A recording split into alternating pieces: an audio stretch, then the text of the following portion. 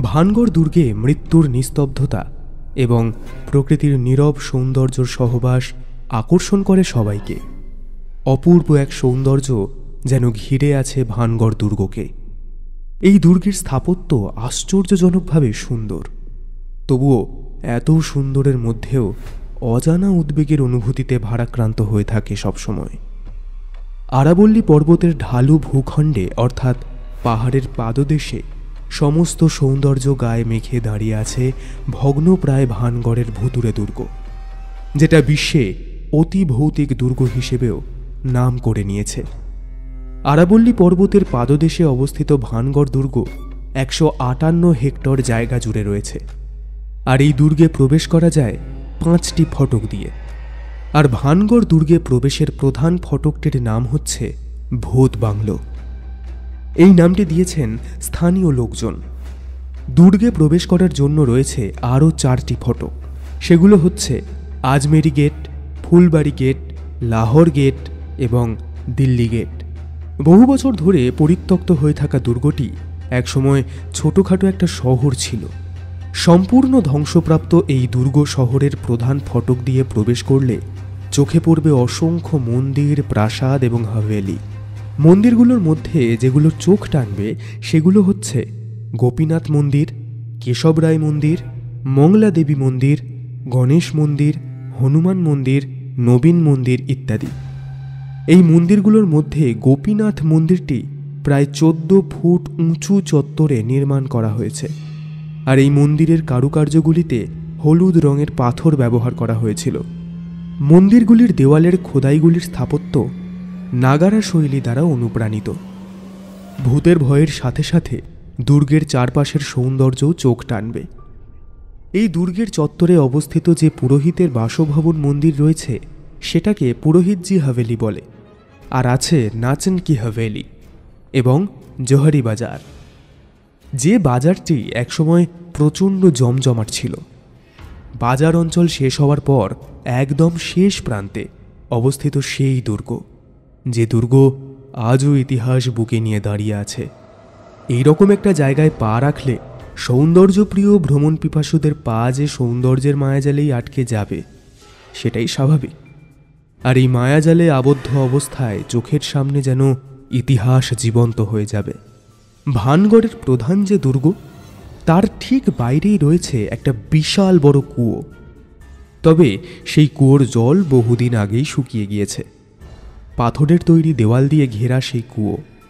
ওর পাশ দিয়ে কিছুটা এগিয়ে গেলেই দুর্গের দেওয়ালে ধাক্কা খেতে হবে। দুর্গ আর কুয়োর মধ্যবর্তী জায়গা জুড়ে বেশ কয়েকটা গাছ চুপ করে দাঁড়িয়ে আছে, অনেক অজানা কথা বুকের মধ্যে লুকিয়ে রেখে। তবে কুয়োটির কাছে যেতে ভয় পায় এই প্রাচীন গাছগুলো, আর তাই হয়তো তাদের ছায়া কুয়ো অবধি এসে পৌঁছায় না। স্থানীয় বাসিন্দাদের মতে প্রচুর লোক নাকি এই কুয়োতে পড়ে নিজের জীবন বিসর্জন দিয়েছেন। শোনা যায় শাসকরা যাদের পছন্দ করতেন না অথবা যাদের হাত থেকে মুক্তির দরকার হতো, তাদেরকে নাকি এই ভানগড় দুর্গ এবং তার আশেপাশে গোলকধাঁধার মধ্যেই রেখে যেতেন তারা। আবার কোনো কোনো সময়ে সেই সব অপছন্দের লোকজনের হাত বেঁধে কুয়োতে ফেলে দিয়ে যেতেন।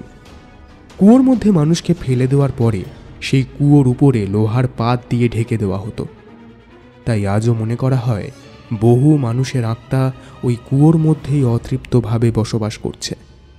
এখনও দিনের বেলাতে যদি সামনে যান তবে আপনাকে সেই কুয়ো নিজের দিকে আকর্ষিত করবেই করবে। এই আকর্ষণ কিছুতেই রোধ করা যায় না। চুম্বকের মতো মহাকর্ষ শক্তি যেন টেনে নিয়ে যায় কুয়োর দিকে। সেই অমোঘ শক্তি কিসের তা আজও সবার কাছে অজানাই রয়ে গেছে। অনেকে নাকি কুয়োর কাছে গিয়ে অসুস্থ বোধ করে। হয়তো আজও সেই অভিশপ্ত কুয়োর টাটকা রক্তের স্বাদ গ্রহণ করার ইচ্ছা জাগে। দুর্গের ভেতর প্রবেশ করলেই চোখে পড়বে অনেকগুলো পাথরের ওপর বেশ কয়েকটি বড় গোলাকৃতি দাগ দাগ কাটা চিহ্ন। এই দাগ কতদিনের সেটা বোঝা খুবই মুশকিলের। এটাও সত্যি হয়তো কেউ কারোর নিজের কার্যসিদ্ধির জন্যই এই দাগগুলো দুর্গ তৈরি হওয়ার পরেই কেটেছিল। হয়তো নিজের দুর্ভাগ্যকে পরের ওপর চাপিয়ে দেওয়ার অথবা কারোর দিকে ঠেলে পাঠিয়ে দেওয়ার কালো জাদুই লুকিয়ে রয়েছে ওই গোলাকৃতি দাগগুলোর মধ্যে। স্থানীয়দের কথা অনুযায়ী ওই গোলাকৃতি দাগগুলো তারাই কাটে যাদের দুর্ভাগ্য কিছুতেই তাদের সঙ্গ ছাড়ছে না, অথবা খারাপ সময়ের মধ্যে দিয়ে তাদের জীবন অতিবাহিত হচ্ছে। যারা দাগগুলো কাটে তাদের বিশ্বাস, কেউ যদি ভুল করে ওই দাগগুলোকে ছুঁয়ে ফেলে তাহলে তাদের দুর্ভাগ্য গিয়ে ভর করবে যে দাগ ছুঁয়েছে তার জীবনে। এটা এক ধরনের কালো জাদু বলেই মনে করে স্থানীয়রা। আচ্ছা, এখনো কি পুরো ভানগড় জুড়ে ছড়িয়ে রয়েছে সেই কালো জাদু? যে জাদু বলে রাজকন্যা রত্নাবতীকে বশ করতে চেয়েছিল শয়তান তান্ত্রিক সিংহিয়া। ভানগড় মানেই ক্ষমতা, কালো জাদুর ক্ষমতা।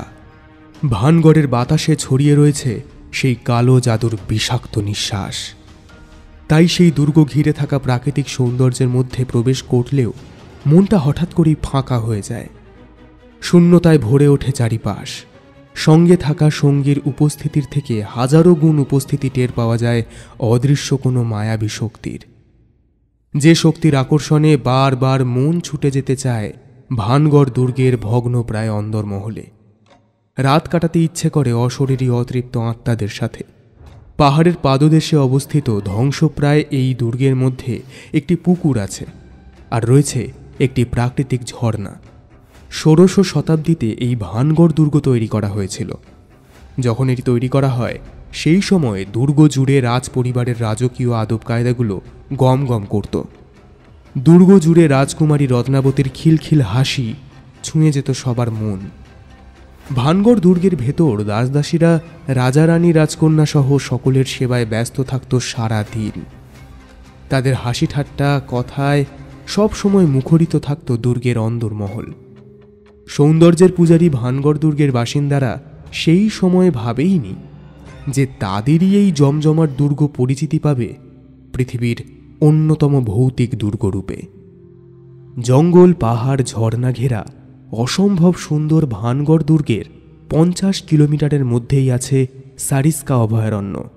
অসম্ভব সৌন্দর্য বুকে নিয়ে যে ভানগড় দুর্গ দাঁড়িয়ে থাকত, সেই ভানগড় দুর্গের আজ প্রায় ভগ্নপ্রায় দশা।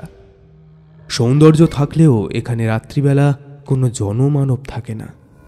থাকে শুধুই অতৃপ্ত আত্মার হাহাকার আর দীর্ঘশ্বাস।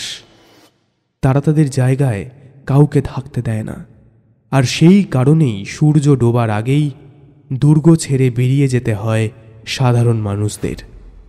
কিন্তু অনেকেই চায় দুর্গের কাছাকাছি থাকতে, আর সেই কারণেই সেই সমস্ত ভ্রমণ বিলাসীদের থাকার জন্য বেছে নিতে হয় সারিস্কাকে।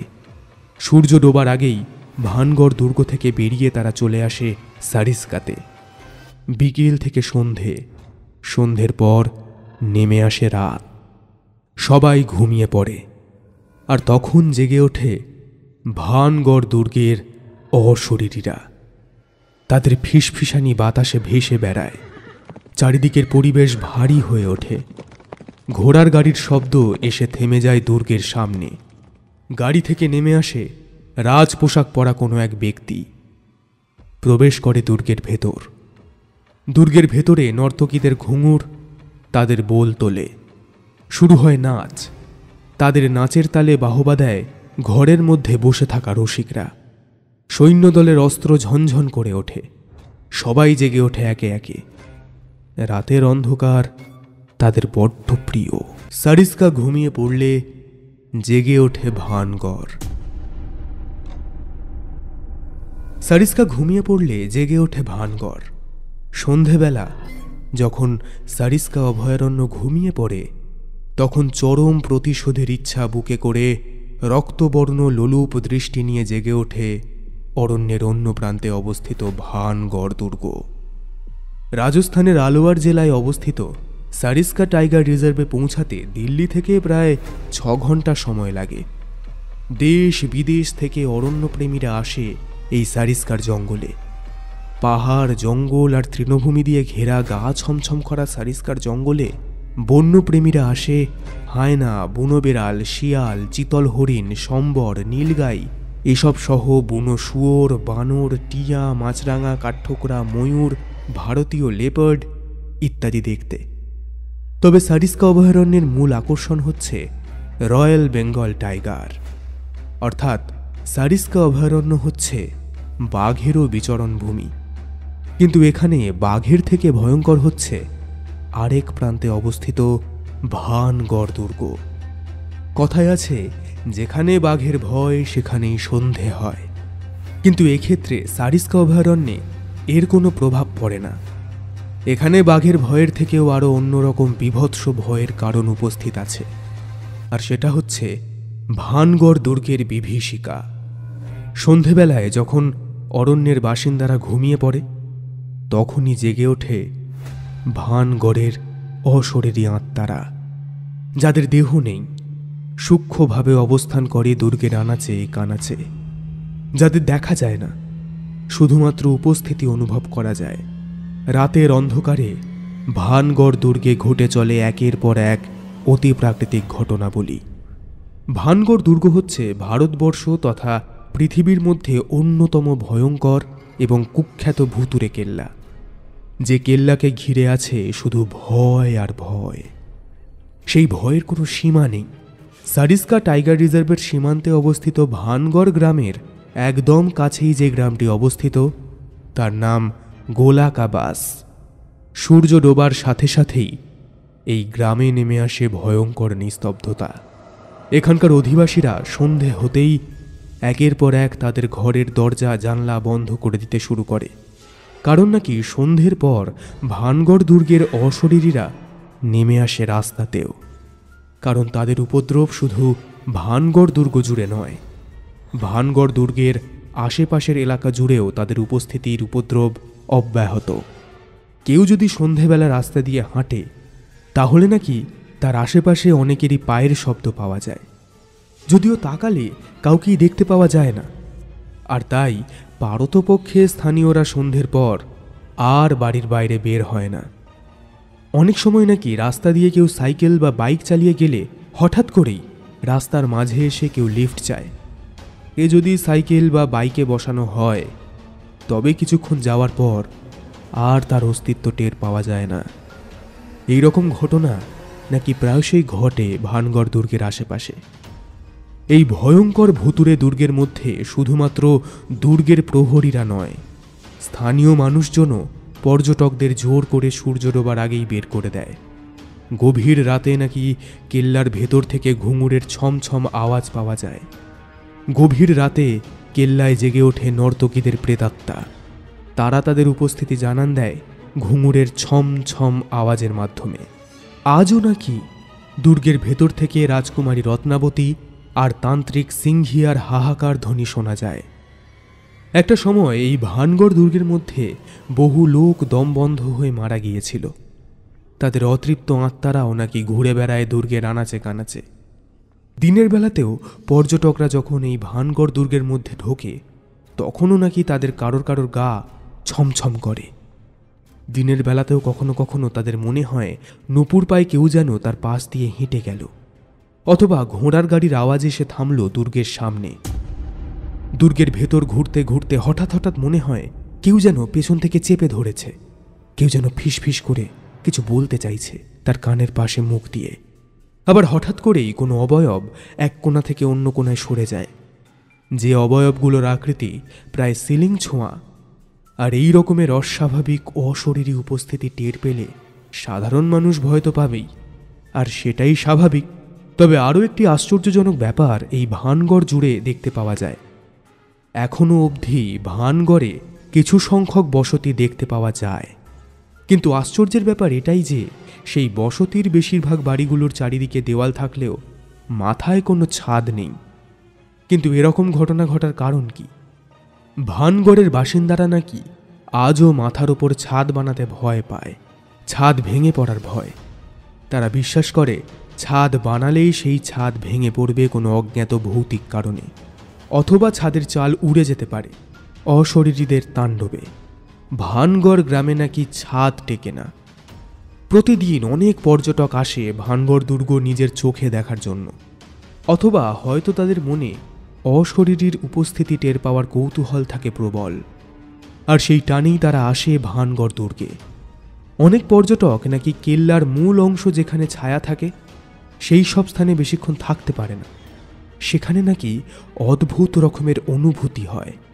আগে নাকি রাতের অন্ধকারেও অতি সাহসী পর্যটকরা লুকিয়ে রাত্রিবাস করার জন্য ভানগড় দুর্গে প্রবেশ করেছে, কিন্তু তার ফল ভালো হয়নি। আজও ভানগড় দুর্গের আনাচে কানাচে কান পাতলে শোনা যায় ফিসফিসানির আওয়াজ।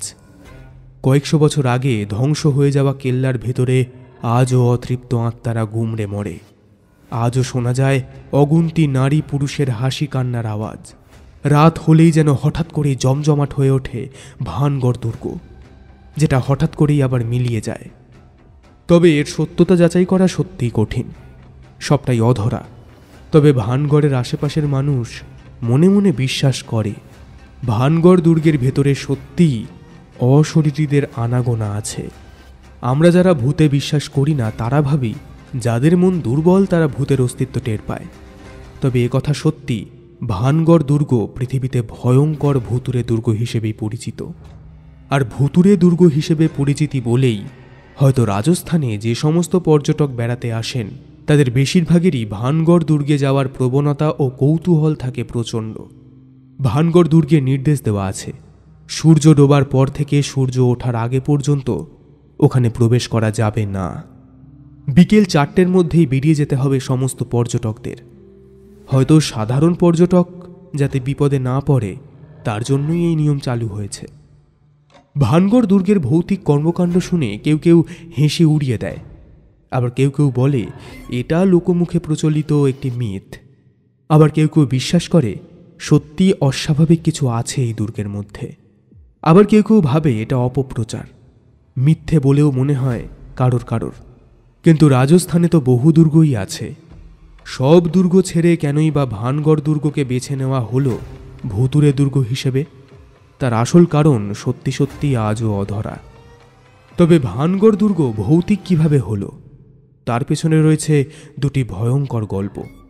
সেই গল্প শুনলে আপনাদেরও মনে হতে পারে সত্যিই ভানগড় দুর্গের ভেতরে অশরীরীরা আজও ঘুরে বেড়াচ্ছে।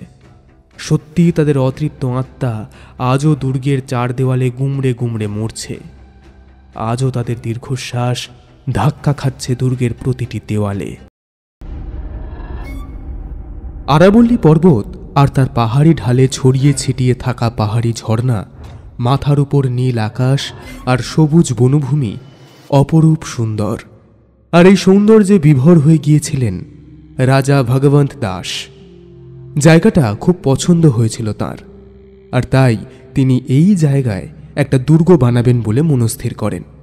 দুর্গটা তিনি তার প্রাণের প্রিয় পুত্র আজব সিংয়ের জন্য তৈরি করার কথা ভাবলেন।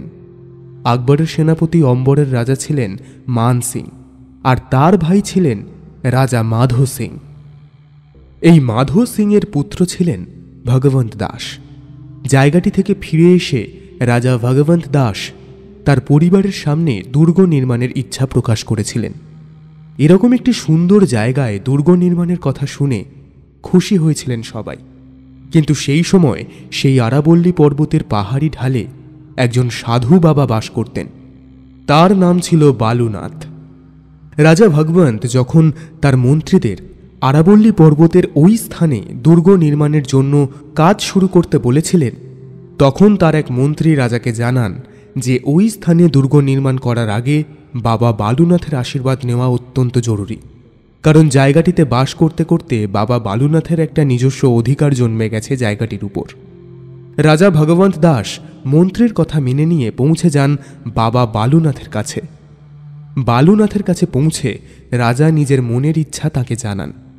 রাজার এহেন অভিপ্রায় শুনে কোনো রকমের বাধা দেননি বাবা বালুনাথ। তিনি রাজাকে ওই স্থানে দুর্গ করার অনুমতি দিয়েছিলেন। তবে তার একটাই শর্ত ছিল। শর্তটি হল যে কুঠিরে তিনি বাস করেন দুর্গের জন্য সেই কুঠিরে যেন সূর্যের আলো আসতে বাধা না পায়। তিনি আরও বলেন যে যদি রাজা তার শর্ত না মানেন তবে তার অভিশাপে ধ্বংস হয়ে যাবে দুর্গ আর দুর্গের বাসিন্দারা। বালুনাথের শর্ত অক্ষরে অক্ষরে পালন করার প্রতিশ্রুতি দেন রাজা ভগবন্ত দাস, যাকে রাজস্থানের মানুষজন ভান সিং বলে জানতেন। বালুনাথের শর্ত মেনে দুর্গর কাজ শুরু করা হয়। ভান সিংয়ের দুর্গের নাম হয় ভানগড় দুর্গ। আস্তে আস্তে আরাবল্লী পর্বতের পাদদেশে ঝর্ণাকে পাশে রেখে তৈরি হতে শুরু করল ভানগড় দুর্গ। দুর্গের আকার দিনে দিনে সুবিশাল হতে থাকে, কিন্তু এই দুর্গ শেষ হওয়ার আগেই রাজা ভগবন্ত দাস মৃত্যুবরণ করেন। আর ভগবন্ত দাসের মৃত্যুর পর দুর্গ নির্মাণের ভার এসে পড়ে তার পুত্র আজব সিংয়ের উপরে। কিন্তু আজব সিং খুব একটা ভালো ছিলেন না। অন্যের সঙ্গে তার ব্যবহার ছিল অত্যন্ত খারাপ, আর তার এই খারাপ ব্যবহারের জন্যই তাকে কেউ পছন্দ করত না। মৃত্যুর আগে রাজা ভগবন্ত সিং তার পুত্র আজব সিংকে বারবার করে বাবা বালুনাথের শর্তের কথা বলে গিয়েছিলেন। রাজা ভগবন্ত আজব সিংকে এও বলেছিলেন যে তিনি যদি সত্য না মানেন তবে বালুনাথের অভিশাপে ধ্বংস হয়ে যাবে ভানগড় দুর্গ।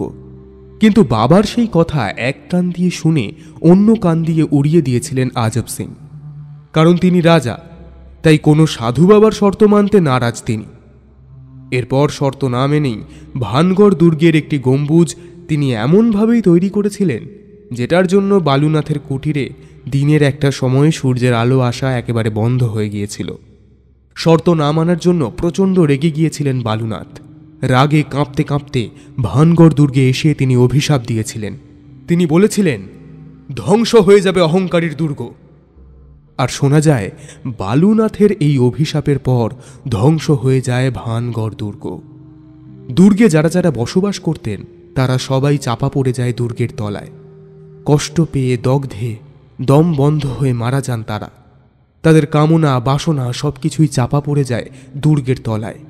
আর সেই কারণেই তারা অতৃপ্ত হয়ে ঘোরাফেরা করে সূর্য ডোবার পর থেকেই। আর সেই কারণেই রাত্রি ঘনালেই দুর্গের ভেতর থেকে বিভিন্ন ধরনের ফিসফিসানি চাপা গোমড়ানোর আওয়াজ ভেসে আসে। আজব সিং বাবা বালুনাথের শর্ত অনুযায়ী ভানগড় দুর্গ প্রস্তুত করলে আজ হয়তো ভানগড় দুর্গ আর দুর্গের বাসিন্দাদের এই দশা হতো না, কিংবা সেটা কুখ্যাত ভৌতিক দুর্গে পরিণত হতো না। এরপর বাবা বালুনাথ মারা যাওয়ার পর তাকেও নাকি এই ভানগড় দুর্গেরই পাশে সমাধিস্থ করা হয়। আর বাবা বালুনাথের আত্মাও নাকি রাতের অন্ধকারে দুর্গের মধ্যে এবং তার আশেপাশে ঘুরে বেড়ায়। বালুনাথ ছাড়াও আরও এক ভয়ঙ্কর তান্ত্রিকের নাম উঠে এসেছে ভানগড় দুর্গের ইতিহাসে। সে হল সিংহিয়া। সেই শয়তানের কামুক চোখ পড়েছিল রাজকুমারী রত্নাবতীর দিকে। এই শয়তানের হাত থেকে রক্ষা পাওয়া রত্নাবতীর পক্ষে ছিল অসম্ভব। দুর্গের সীমানার মধ্যেই ছিল জৌহরি বাজার। সেই বাজারেই সখীদের সাথে করে রাজকুমারী রত্নাবতী প্রতিদিনই যেতেন। একদিন তিনি সিংহিয়াকে সেই বাজারের মধ্যে দেখে ফেলেন, আর তাকে দেখেই রাজকুমারীর সপ্তম ইন্দ্রিয় জানান দেয় বিপদ ঘনিয়ে এসেছে। কারণ সিংহিয়ার কামুক দৃষ্টি রাজকুমারীকে বারবার সেই ইঙ্গিতই দিচ্ছিল। রত্নাবতী বুঝতে পেরেছিলেন সিংহিয়া তাকে তার লালসার শিকার না বানিয়ে ছাড়বে না, হয়তো তাকে ভোগ করে ছুঁড়ে ফেলে দেবে গভীর গহন জঙ্গলের মধ্যে। সেই জঙ্গলের মধ্যেই হিংস্র প্রাণীরা ছিঁড়ে খাবে রাজকুমারীর নরম দেহ। রত্নাবতী লক্ষ্য করে দেখেছে কোনো না কোনো ছুতোই দুর্গের খুব কাছে চলে আসে শয়তান তান্ত্রিক সিংহিয়া। রত্নাবতীকে দেখার জন্যই ছল বের করে। রানীমহলের বাইরে বেরোলেই রত্নাবতী বুঝতে পারে শয়তান তান্ত্রিকের চোখ রত্নাবতীকেই খুঁজে চলেছে। হয়তো তাকে কিছু বলতেও চায়। মাছ ধরার জন্য যেমন পুকুরে চার ফেলে সবাই বসে থাকে, ঠিক তেমনি যেন রত্নাবতীকে ধরার জন্য বসে থাকে সিংহিয়া। ওর তাকানো দেখে গা ঘিন ঘিন করে ওঠে রত্নাবতীর।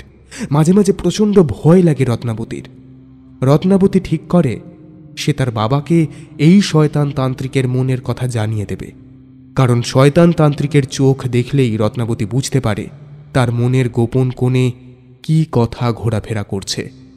বাবাকে সবকিছু খুলে না বলা অবধি ভেতরে ভেতরে ভয় সিঁটিয়ে আছে সে। দিন দিন যেন সে কামুক তান্ত্রিকের অদৃশ্য অত্যাচার বেড়েই চলেছে। সিংহিয়ার এই লালসাময় কামুক চাহনি আর সহ্য করতে পারছে না রত্নাবতী। তাই বাবাকে না বললে ওই শয়তান তান্ত্রিকের হাত থেকে কোনোদিনই রক্ষা পাবে না, এটা সে বুঝেই গেছে। তবে এর মধ্যে আরও একটা ভয় রাজকুমারীর মনের মধ্যে জেগে উঠেছে। বাবাকে বললে চারিদিকে হইচই পড়ে যাবে, আর তাতে বিপদ বাড়বে বই কমবে না, কারণ সিংহিয়া একজন ভয়ঙ্কর তান্ত্রিক। বশীকরণ করে সবাইকে বশ করে নেওয়ার ক্ষমতা রাখে সে, আর কালো জাদুর মাধ্যমে রাতকে দিন আর দিনকে রাত করা সিংহিয়ার কাছে তুচ্ছ ব্যাপার। ভানগড় অঞ্চলের সকলেই চেনে এই তান্ত্রিককে। তাকে যেমন কুৎসিত দেখতে, ঠিক তেমনই তার স্বভাবটাও কুৎসিত। ভীত সন্ত্রস্ত রত্নাবতীর মনে কুডাক ডাকতে শুরু হয়ে গেছে। রত্নাবতীর মনে আছে বাবা বালুনাথের কথা। তিনি একজন সিদ্ধ পুরুষ ছিলেন। দুর্গের ছায়া তার কুঠিরে পড়ায় তিনি অভিশাপ দিয়েছিলেন, বলেছিলেন দুর্গ একদিন ধ্বংস হয়ে যাবে। তবে কি অভিশপ্ত দুর্গের ধ্বংসের প্রথম পর্যায় শুরু হয়ে গেল সিংহিয়ার হাত ধরে? কি হলো তারপর? নিয়ে আসছি পরের পর্বে।